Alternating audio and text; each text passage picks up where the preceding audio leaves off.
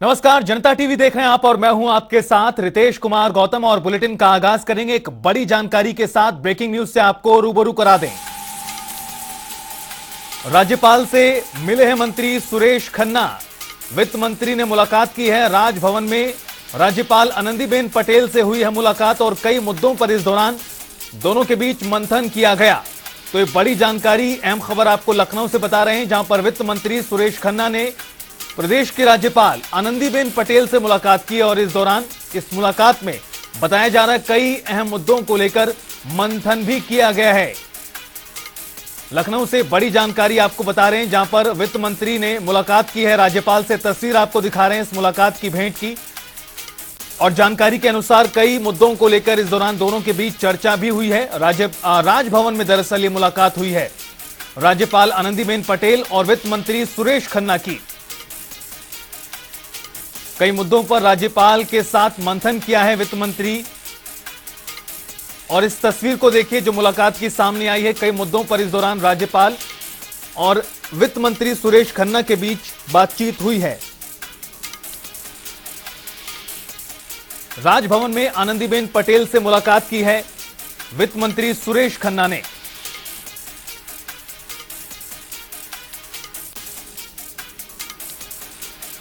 लखनऊ से ये बड़ा अपडेट आप तक पहुंचा रहे हैं। दरअसल कई मुद्दों पर राज्यपाल आनंदीबेन पटेल के साथ मुलाकात की है प्रदेश के वित्त मंत्री सुरेश खन्ना ने, और इस मुलाकात की तस्वीर भी सामने आ गई है।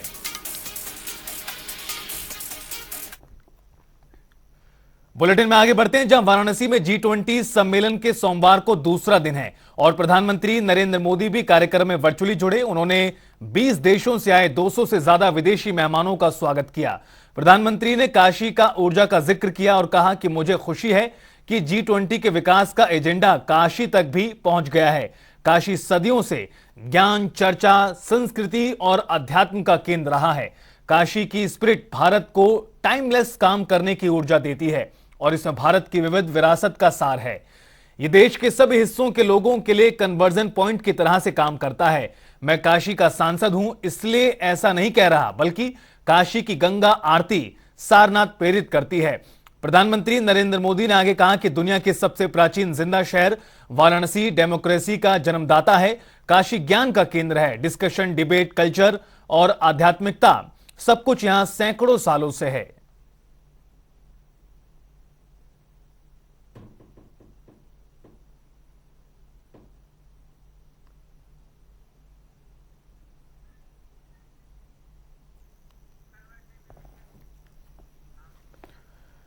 तो वहीं केंद्रीय मंत्री नितिन गडकरी और मुख्यमंत्री योगी आदित्यनाथ देवरिया के शुगर ग्राउंड में पहुंचे और जहां पर भारतीय जनता पार्टी कार्यकर्ताओं ने दोनों नेताओं का जोरदार स्वागत किया।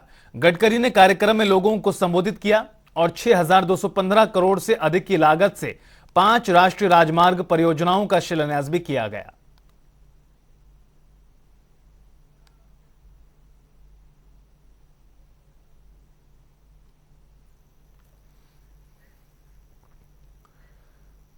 तो वहीं मुख्यमंत्री योगी आदित्यनाथ ने आज प्रतापगढ़ को भी 5,000 करोड़ की परियोजनाओं की सौगात दी है। मुख्यमंत्री योगी ने सीसी रोड, बाईपास समेत कई परियोजनाओं का शिलान्यास किया है। इस दौरान मुख्यमंत्री योगी आदित्यनाथ के साथ केंद्रीय मंत्री नितिन गडकरी मौजूद रहे। कार्यक्रम में मुख्यमंत्री योगी और केंद्रीय मंत्री नितिन गडकरी का प्रभारी मंत्री नितिन अग्रवाल ने जोरदार स्वागत किया। और कार्यक्रम में मुख्यमंत्री योगी ने कहा कि सई नदी पर नए पुल का निर्माण होगा। चिलबिला से जगदीशपुर तक 4 लेन सड़क का निर्माण होगा। विपक्षियों पर तंज कसते हुए मुख्यमंत्री ने कहा कि 9 साल में नए भारत का निर्माण हुआ है।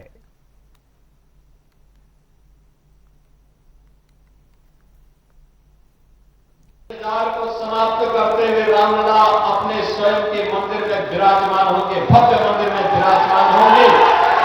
और तब प्रतापगढ़ से अयोध्या की दूरी 4 लेन की कनेक्टिविटी को देने के लिए आप स्वयं माननीय गडकरी जी आपके बीच में आए हैं।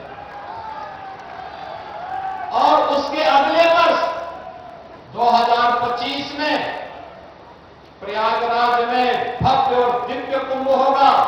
तो भव्य और दिव्य कुंभ के लिए यहां से फिर प्रयागराज और प्रयागराज से चित्रकूट को जोड़ने के लिए भी यह मार्ग आगे बढ़ेगा। इस दृष्टि से आज माननीय गडकरी जी का आगमन प्रतापगढ़ में हुआ। हमारे पूरे देश में इस बात की चर्चा होती है कि उत्तर प्रदेश में कानून व्यवस्था का जिस प्रकार से आज वातावरण निर्माण हुआ है वो निश्चित रूप से देश के लिए एक अभिमान का विषय है। मैं इस यशस्वी कार्य के लिए देश की जनता की ओर से आदरणीय योगी जी को बहुत बहुत धन्यवाद देता हूं, उनका अभिनंदन करता हूं।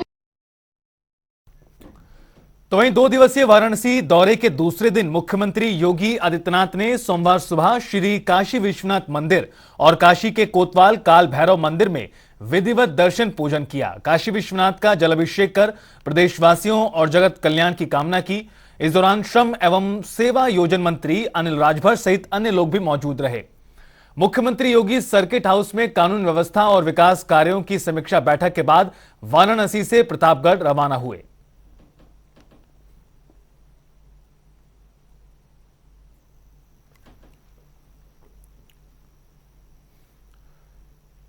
भारतीय रेलवे 7 ज्योतिर्लिंग के दर्शन के लिए शानदार पैकेज लेकर आई है।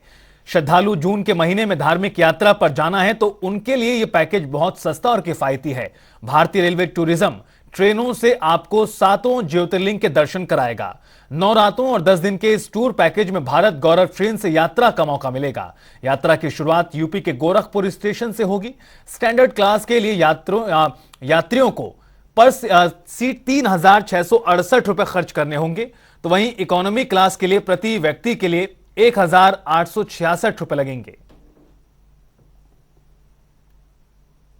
भारत गौरव टूरिस्ट ट्रेन योजना है। इसके माध्यम से रेलवे जो है यात्रियों को लगातार अलग अलग जगहों की यात्रा कराता है। इसका मुख्य उद्देश्य है कि जो एक भारत श्रेष्ठ भारत है उसको लोग देख सकें, समझ सकें, जो संस्कृति है उसको समझ सकें। और इसको लेकर अभी हम लोगों ने कुछ समय पहले एक यात्रा साउथ इंडिया के लिए चलाई थी, जो IRCTC के साथ एक यात्रा की गई थी।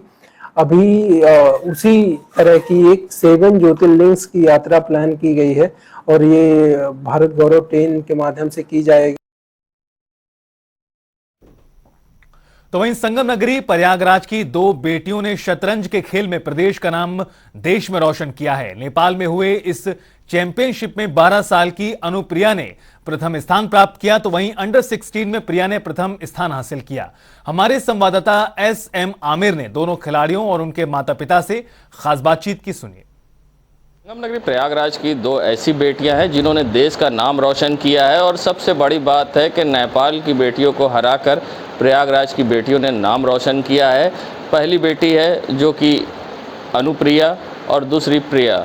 प्रिया की एज 15 साल है और अनुप्रिया की मात्र 6 साल है। और सबसे बड़ी बात ये भी कहा जाए कि गॉड गिफ्टेड है, इनको किसी ने अभी तक कोचिंग नहीं दी है। घर में लूडो की तरह ये चेस खेलती थी और चेस चैम्पियनशिप में इन्होंने जीत हासिल की है, वो भी इंटरनेशनल चैम्पियनशिप में। हम बात करेंगे उनके पेरेंट्स से और फिर हम बात करेंगे प्रिया और अनुप्रिया से। ये बताइए, आपकी बेटियाँ आज इंटरनेशनल चैम्पियनशिप जीत के आई हैं, कैसा लग रहा है, क्या कहिएगा? सर बहुत अच्छा लग रहा है। शुरू में तो स्टार्टिंग में ये लोग ठीक ठाक खेल रहे थे, उसके बाद तो इतना बढ़िया खेलने लगे। बड़ी बच्ची अच्छे से खेल रही थी पहले से, उसको देखा छोटी वाली बच्ची भी अच्छे से खेलने लगी और छोटी वाली तो बहुत अच्छा खेल रही इस समय। और हम बात करते हैं प्रिया से। प्रिया, ये बताइए, इतनी कम एज में आपने टॉप भी किया पिछले साल एग्ज़ाम्स में CBSE में, और इस बार आप चेस में इंटरनेशनल जीत के आई हैं नेपाल से, कैसा लग रहा है? किस तरह से आपको सीख मिली है और किस तरह से आपने इस चेस को सीखा और आज यहाँ तक पहुँची? मैंने चेस तो पापा से सीखा था। पापा के साथ घर में खेलते खेलते मैंने सीखा। उसके बाद पता चला टूर्नामेंट्स के बारे में, तो डिस्ट्रिक्ट से शुरू किया। डिस्ट्रिक्ट में जब सिलेक्शन हुआ तो स्टेट, फिर नेशनल, फिर धीरे धीरे ऐसे बढ़ते गया मेरा लेवल। कोई कोचिंग आपने किसी से ली है इसके बारे में? अभी तक कोई ऐसे प्रोफेशनल कोचिंग तो नहीं ली है। थोड़ा बहुत अगर कोई गाइड कर देता है तो उससे मतलब कि हो जाता है मेरा। विदेश गई थी आप, हरा के आई हैं, कैसा लग रहा है अपने देश का नाम रोशन किया? सर बहुत अच्छा लग रहा है और आगे भी ऐसे ही करते रहेंगे। चलिए, हम एक और बेटी हैं, उनकी छोटी बहन है अनुप्रिया, 6 साल की हैं। ये बताइए, आपने चैंपियनशिप जीती है और नेपाल की बेटियों को हरा के, कैसा लग रहा है? बहुत अच्छा लग रहा है। किससे सीखा था आपने? सबसे पहले तो मम्मी ने दीदी से सीखा था, क्योंकि मैं मम्मी को बहुत ज़्यादा ही फॉलो करती थी, तो इसलिए मम्मी ने मुझको सिखाया था। लगभग जिस दिन मुझको मम्मी को जो सिखाना रहता है तो वो उसके पहले दिन दीदी से सीख लेती थी। मम्मी सीख लेती? हाँ फिर हाँ, तो बेसिक्स जैसे कि सीख लेती थी। तो उसके बाद में फिर कि जैसे पीस के नाम हुए मम्मी ये सिखाती थी, कैसे चलते हैं पीस को ये सिखाई। जब ये समझ में आने लगा तो पापा ने फिर मुझको सिखाना स्टार्ट किया, क्योंकि बहुत अच्छा लग रहा है। चलिए अनुप्रिया, प्रिया की मम्मी, उनसे बात करेंगे। आपकी बेटियों ने नाम रोशन किया, कहा जाता है हमेशा बेटियों को पीछे देखा जाता था, मगर इस तरह के कदम हुए, कैसा लग रहा है? आप भी किसी की बेटी? जी सर, बहुत अच्छा लग रहा है, और एक बेटी के तौर पे भी हमने अपने माँ बाप का जो नाम रोशन किया है, तो मेरी बेटियाँ उससे कहीं मुझसे बढ़ कर के कहीं आगे हैं। और एक समाज के लिए भी एक मतलब सीख है कि बेटियाँ किसी से कम नहीं होती, बस उन्हें थोड़ा सा अगर हम गाइड कर दें, उन्हें भी अगर हम आगे बढ़ाएं तो वो किसी से कम नहीं है। वो जिस मंजिल को पाना चाहती हैं वो ज़रूर पा सकती है, और अपने साथ साथ माँ बाप के साथ साथ पूरे देश का नाम रोशन कर रही हैं। आपने ये थे अनुप्रिया और प्रिया की मम्मी और उनके फादर यहाँ पर कोचिंग चलाते हैं, बहुत ज़्यादा एफर्ट नहीं कर सकते, जिसके लिए प्रोफेशनल कोचिंग नहीं लिए, घर से ही बच्चों ने माता पिता से चेस सीखा, जिसके बाद आज वे स्टेट, डिस्ट्रिक्ट और इंटरनेशनल जीत कर आई हैं और प्रयागराज का नाम रोशन किया है। और अपने आप में परिजनों की भी खुशी है, और साथ ही उनकी माँ ने मैसेज दिया है कि बेटियों को कभी कम नहीं समझना चाहिए, वो लड़कों से कभी कम नहीं होती हैं। पबजी गेम के नाम पर धर्मांतरण का मामला लगातार तूल पकड़ता जा रहा है। संगम नगरी प्रयागराज में अनोखे धर्मांतरण के मामले सामने आया है और गेम खेल रहे छोड़कर इस्लाम के अनुरूप व्यवहार करना शुरू कर दिया, जिसके बाद उसके परिवार वाले मोतीलाल नेहरू मंडल चिकित्सालय कॉल्विन हॉस्पिटल के मनोचिकित्सक डॉक्टर राकेश पासवान के पास लेकर गए थे। तो वहीं हमारे संवाददाता SM आमिर ने डॉक्टर राकेश पासवान से धर्मांतरण के मामले पर बातचीत की, सुनाते हैं आपको।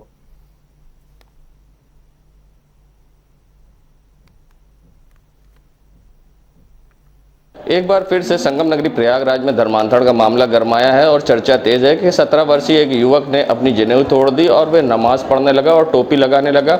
ऐसे में वह मंडली चिकित्सालय कॉल्विन अस्पताल पहुंचा अपनी मां के साथ, जहां उसका इलाज के लिए डॉक्टर राकेश पासवान ने उसे देखा। और मनोचिकित्सक डॉक्टर राकेश पासवान यहाँ के सीनियर डॉक्टर में से एक हैं। हम उनसे बात करेंगे कि क्या ये पूरा मामला था धर्मांतरण, किस तरह से उसको ये लत लगी। डॉक्टर साहब, आपका जनता टीवी में स्वागत है। किस तरह से ये लत लगी, धर्मांतरण का मामला चर्चा में है, क्या ये पूरा मामला है? सर, जो ये मामला है ये एक 17 साल के बच्चे से संबंधित मामला है, और बच्चा अपनी माँ के साथ हमारे पास आया था। उसकी माँ का ये कहना था कि एक ऑनलाइन कोई गेमिंग ऐप है जिसपे जैसे पबजी में एग्रेसिव टाइप के टास्क दिए जाते थे, इसमें कुछ रिलीजियसली टोन्ड टाइप के टास्क दिए गए उसको, जैसे कि उसको जो है ये कहा गया कि जो उसके धर्म से जुड़े हुए चीज़ें हैं वो हटा दे, और उसको ये कहा गया कि जैसे दूसरे धर्म में इबादत वगैरह करते हैं उसका पालन करे, और उसको कहा गया कि जो दूसरे धर्म के अनुरूप वेशभूषा है उसका पालन करे। तो बच्चा इस तरीके की वेशभूषा वगैरह का जब पालन करने लगा तो माँ को बहुत अजीब लगा, और साथ ही साथ उस ऐप के द्वारा वो कुछ लोगों के संपर्क में आया जो उसको कुछ नशा वगैरह भी कराने लगे, और किन्हीं निहित स्वार्थों के अंतर्गत वो उससे जो है पैसे वगैरह और जो है घर का कागज़ वगैरह भी मांगने लगे। तो इस तरीके का व्यवहार देख करके उसकी माँ बहुत चिंतित हो गई और उसका इलाज कराने के लिए हम लोगों के समक्ष लेकर आई। डॉक्टर साहब, चर्चा ये भी है कि लड़के का धर्मांतरण कुछ युवक करा रहे थे, क्या धर्मांतरण के मामले के बारे में भी उसकी माँ ने आपसे कुछ चर्चा की? सर, उसकी माँ ने हमसे धर्मांतरण जैसे शब्द का प्रयोग तो नहीं किया, बल्कि उसने ये कहा कि जो ऑनलाइन गेम वगैरह था और जो लोगों के वो संपर्क में था उनको से सीख करके वो कुछ इस तरीके का व्यवहार कर रहा था, जिसमें वो दूसरे धर्म के अनुरूप वेशभूषा पहनना और अपने धर्म से जुड़ी हुई चीज़ों को हटाना और विशेष प्रकार दूसरे धर्म के अनुरूप जो है पूजा अर्चना करना, इस तरीके की चीज़ें वो कर रहा था, लेकिन धर्मांतरण वाला शब्द वो उन्होंने प्रयोग नहीं किया था। क्या लड़के को कोई नशे की भी लत थी? जी हाँ, बच्चा जो है स्मैक का नशा करता था। क्या लगता है उसकी कंडीशन किस तरह की? देखिए, उसकी कंडीशन तो मानसिक रोगी की ही थी, क्योंकि हमारे समझ तो वो मानसिक रोग के लिए ही लाया गया था। तो सुना आपने थे डॉक्टर राकेश पासवान, जिन्होंने बताया कि पबजी की तर्ज पर फिर से एक गेम सक्रिय हुआ है, मगर ये रिलीजियस टास्क देता है, लोगों को विपरीत धर्म के टास्क करने को कहता है, वर्शिप करने को कहता है, और साथ ही उस गेम के संपर्क से कुछ युवक उस लड़के के संपर्क में आए जिसने उसको नशे का आदी बना दिया। फिलहाल लड़के की कंडीशन बुरी है और उसका इलाज कॉलविन अस्पताल में चल रहा है और डॉक्टर राकेश पासवान उसे देख रहे हैं। फिलहाल ये आगे क्या होगा ये तो देखने वाली बात होगी। जनता टीवी के लिए सैयद मोहम्मद आमिर, प्रयागराज। तो वहीं गोरखपुर में पुलिस ने नामी माफिया के घर पर बुलडोजर कार्रवाई की है। जिले के टॉप 10 नामी बदमाशों की सूची में शामिल माफिया अजीत शाही के अवैध कब्जे पर पुलिस ने बुलडोजर चलाया। अजीत शाही पर लोगों के धमकाने और जमीन पर कब्जा करने जैसे कई मुकदमे दर्ज हैं। आपको बता दें कि पुलिस के डर के कारण माफिया पहले ही कोर्ट में आत्मसमर्पण कर चुका है।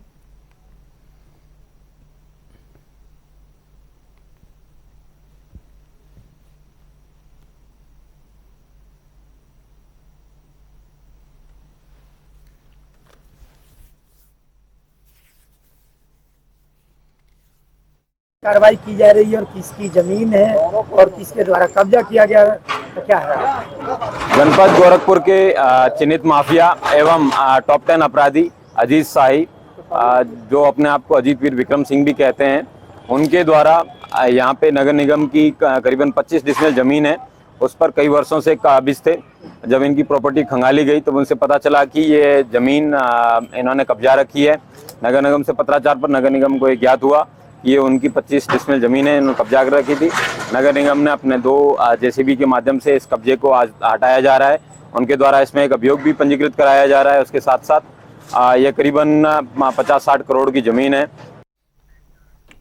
और चलिए रुख करते हैं 4 मिनट में 18 मंडल का। औरैया में संदिग्ध परिस्थितियों में होमगार्ड का मिला शव, कमरे में फंदे से लटका मिला शव, मामले की जांच पड़ताल जारी।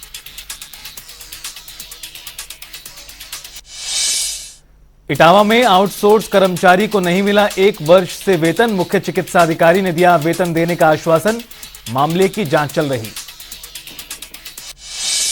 आगरा ताजमहल पर मामूली बात को लेकर जमकर हुई मारपीट का वीडियो सोशल मीडिया पर हुआ वायरल। बेंच पर फोटो खिंचवाने को लेकर हुआ था विवाद। आजमगढ़ में थाना परिसर में गाली गलौज वीडियो वायरल, महिला प्रधान और प्रधान संघ के बीच हुआ विवाद। पीलीभीत में धर्म परिवर्तन कराने के आरोप में 2 युवक गिरफ्तार, हिंदू परिवार का आरोप ईसाई धर्म स्वीकारने के लिए लोगों पर बनाया गया दबाव, मामले की जांच पड़ताल जारी। सहारनपुर में इंडस्ट्रीज एसोसिएशन की ओर से कार्यक्रम आयोजित, बीजेपी के वरिष्ठ नेता राघव लखनपाल शर्मा रहे मौजूद, कहा सरकार ने व्यापारियों को दिए आगे बढ़ने के अवसर। आगरा में पुलिस को मिली सफलता, मोबाइल चोरी और टप्पेबाजी की घटनाओं का किया सफल अनावरण, 51 मोबाइल, लैपटॉप और नकदी बरामद। कुशीनगर में मुस्लिम लड़की ने की हिंदू लड़के से शादी, पुलिस ने किया पति के परिजनों को परेशान, लड़की लगा रही न्याय की गुहार। मथुरा पुलिस ने शातिर चोर गिरोह को किया गिरफ्तार, नाबालिग बच्चों से करवाते थे चोरी, साइबर चोरी की वारदातों को देते थे अंजाम। आजमगढ़ में पति ने पत्नी की फावड़े से मारकर की निर्मम हत्या, गांव में मचा हड़कंप, पुलिस कर रही है मामले की जांच। कानपुर के नेशनल हाईवे पर मिला शव मिलने से इलाके में सनसनी, मामले की जांच पड़ताल में जुटी पुलिस। बलिया बाइक गैंग का पुलिस ने किया खुलासा, 9 बाइक चोर गिरफ्तार, 1 फरार, पुलिस को 14 मोटरसाइकिल भी हुई बरामद।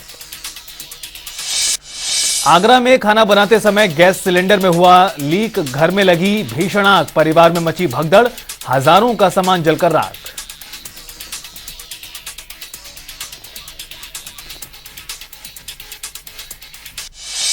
कानपुर में परचून की दुकान में लगी आग, आग लगने से दुकान में रखा सिलेंडर फटा, बड़ा हादसा होने से टला। कानपुर में दबंगों ने युवक को पीटा, मामले में पुलिस की लापरवाही, 1 महीने बाद भी नहीं हुआ केस दर्ज। आगरा में 55 वर्षीय वृद्ध ने लगाई यमुना में छलांग, वृद्ध की तलाश में जुटी पुलिस, सीताराम घाट का पूरा मामला। बांदा में पुलिस और अपराधी के बीच मुठभेड़ में 25,000 का वांछित अपराधी घायल, बैंक डकैती मामले का था आरोपी। और बुलेटिन में फिलहाल इतना ही। आप देखते रहिए जनता टीवी।